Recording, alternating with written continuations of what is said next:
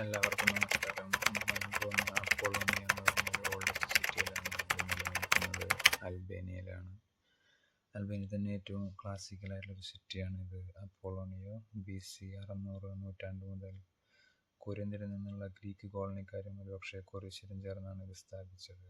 പ്രാദേശിക ആളുകളുമായി ക്ഷണപ്രകാരം അവർ വലിയൊരു തോതിൽ ഉപേക്ഷിക്കപ്പെട്ട തീരദേശ സ്ഥലത്ത് ഒരു വ്യാപാര വ്യാസസ്ഥലം സ്ഥാപിച്ചു.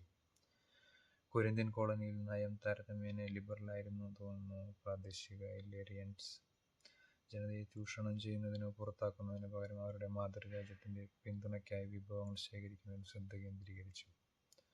അപ്പോളോണിയ ക്രമേണ കൊരിന്തിൽ നിന്ന് രാഷ്ട്രീയ സ്വാതന്ത്ര്യം നേടി ഒരു പ്രഭുവർഗ വ്യവസ്ഥയ്ക്ക് കീഴിൽ ഒരു പോളിസിയായി സംഘടിക്കപ്പെട്ടു. അപ്പോളോണിയുടെ പ്രഭുവർഗത്തെ അരിസ്റ്റോട്ടിൽ വിശേഷിപ്പിക്കുന്ന ഒരു ചെറിയ ഗ്രീക്ക് വാരണ്യവർഗമായിട്ടാണ്.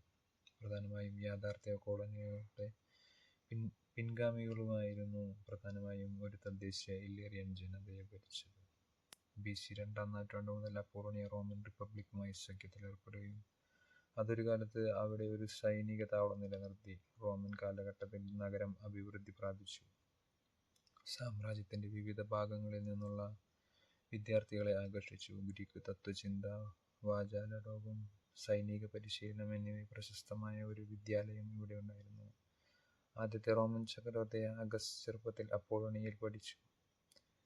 AD 3-ാം നൂറ്റാണ്ടിൽ ഒരു ഭൂകമ്പത്തിൻ്റെ ഫലമായി തുറമുഖം ചെളി നിറയാൻ തുടങ്ങിയതോടെ നഗരം ക്ഷയിക്കാൻ തുടങ്ങി. AD 4-ാം നൂറ്റാണ്ടിൽ ഇത് ഉപേക്ഷിക്കപ്പെട്ടതായി ചരിത്രം പറയുന്നു.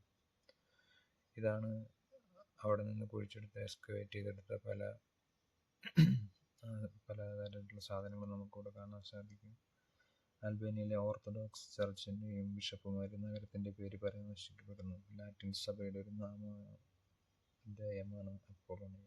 അവശിഷ്ടങ്ങളെല്ലാം അവരൊരു മ്യൂസിയത്തിലാണ് ഇന്ന് സൂക്ഷിച്ചിരിക്കുന്നത്. ഇതാണ് അവിടുത്തെ ചർച്ച്. ഓർത്തഡോക്സ് ചർച്ചാണ് ഇവിടെ കാണാൻ നമുക്ക് സാധിച്ചത്. അതിനുശേഷം ഓപ്പൺ എയർ മ്യൂസിയത്തിൽ അവിടെ നിന്ന് എക്സ്കവേറ്റ് ചെയ്തെടുത്ത പണ്ടത്തെ റോമൻ ചിത്രലിപികളും രൂപങ്ങളും എല്ലാം കാണാൻ സാധിച്ചു. റോമൻ ലെറ്ററുകളുള്ള ഒരു അപൂർവമായ ഒരു വെണ്ണക്കൽ ശില്പങ്ങളാണ് ഇവിടെ മുഴുവനായിട്ട് അവർ വെച്ചിരിക്കുന്നത്.